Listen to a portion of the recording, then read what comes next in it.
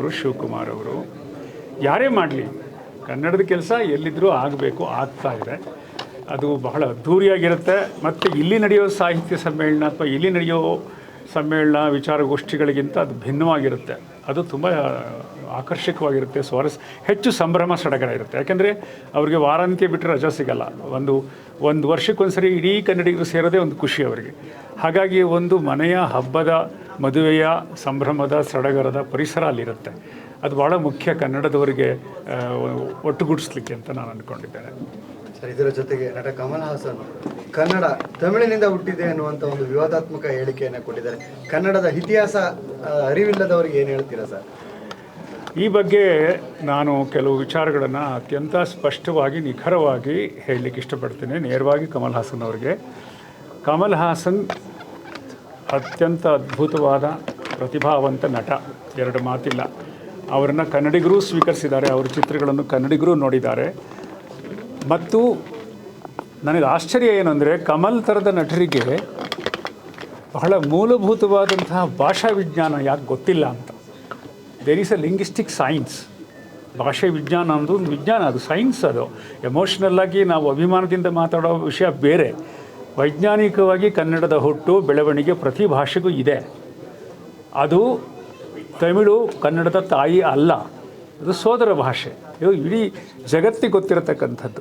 ಇಷ್ಟು ದೊಡ್ಡ ನಟರಾಗಿ ಮೊನ್ನೆ ಇನ್ನೊಬ್ಬ ಮಹಾನ್ ಗಾಯಕ ಕೂಡ ಕನ್ನಡದ ಬಗ್ಗೆ ಭಾಳ ಹಗುರವಾಗಿ ಮಾತನಾಡ್ತಾರೆ.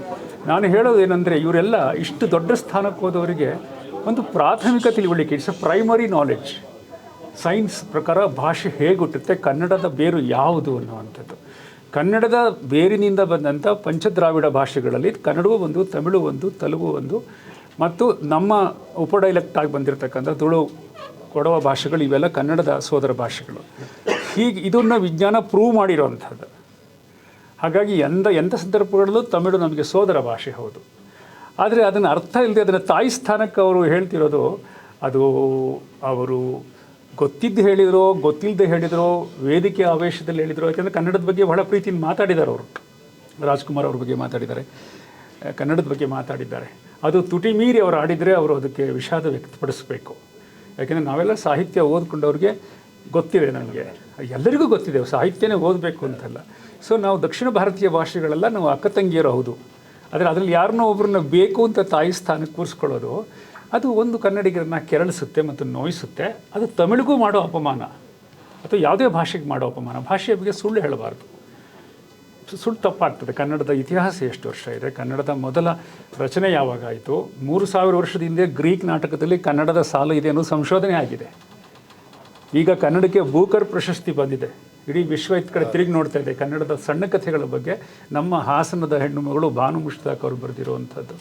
ಇಂಥ ಹೊತ್ತಲ್ಲಿ ಒಬ್ಬ ದೊಡ್ಡ ನಟ, ಹಿರಿಯ ನಟ, ಬಹುಭಾಷೆಗಳಲ್ಲಿರ್ತಕ್ಕಂಥವ್ರು, ಒಂದು ಆ ವಿಷಯಕ್ಕೆ ಗೊತ್ತಿಲ್ಲದಿದ್ದರೆ ಅಂಥ ಪ್ರಶ್ನೆಗಳನ್ನು ಅವಾಯ್ಡ್ ಮಾಡಬೇಕು, ಗೊತ್ತಿದ್ದರೆ ಖಚಿತವಾಗಿ ಮಾತಾಡಬೇಕು. ಹೀಗಾಗಿ ನನಗೆ ನೋವಾಗಿದೆ ಅವರು ಮಾತಾಡಿರೋದ್ರಿಂದ.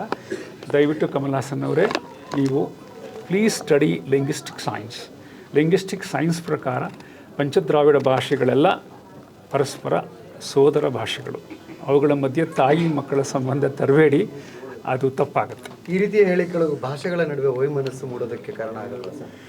ವೈಮನಸ್ಸು ಮೂಡೋಕ್ಕೆ ಕಾರಣ ಆಗುತ್ತೆ. ಆದರೆ ಈ ಸಂದರ್ಭದಲ್ಲಿ ಅವರು ಅದನ್ನು ಸ್ಪಷ್ಟೀಕರಣ ಕೊಟ್ಟು ಸರಿಪಡಿಸಬೇಕು.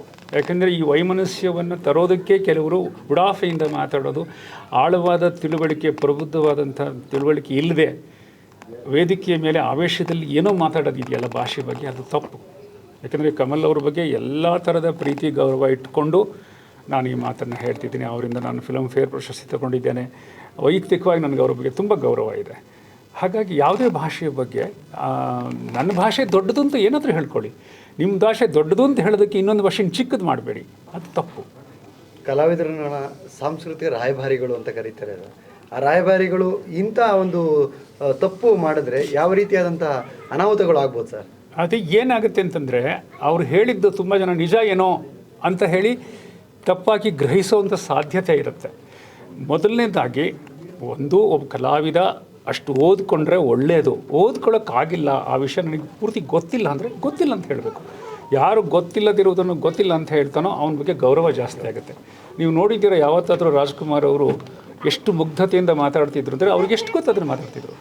ಗೊತ್ತಿಲ್ಲದಿರೋದ್ರ ಆಚೆಗೆ ಹೋಗಬಾರ್ದು.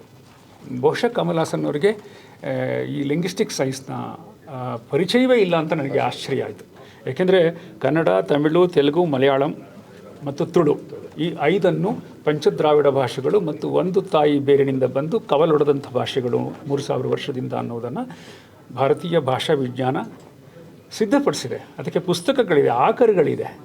ಇದು ಗೊತ್ತಿಲ್ಲದೆ ಅವರು ಮಾತಾಡ್ತಾರೆ ಅಂತಂದರೆ ನನಗೆ ಆಶ್ಚರ್ಯ ಆಗುತ್ತೆ. ಅದು ತುಟಿ ಮೀರಿದ ಮಾತೋ ಅಥವಾ ಉನ್ಮಾದದ ಮಾತೋ ಗೊತ್ತಿಲ್ಲ.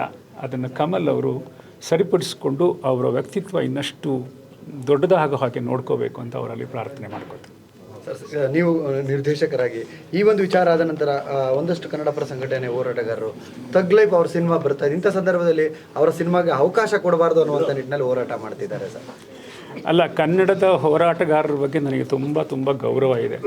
ಮೊನ್ನೆ ಸೋನು ನಿಗಮ್ ಅವರು ಮಾಡಿದ ಸಂದರ್ಭದಲ್ಲಿ ನಮ್ಮ ಕನ್ನಡ ಹೋರಾಟಗಳು ಮಾಡಿದಂಥ ಪ್ರತಿಭಟನೆ ಇದೆಯಲ್ಲ, ಬಹಳ ಉಚಿತವಾಗಿತ್ತು, ಸರಿಯಾಗಿತ್ತು.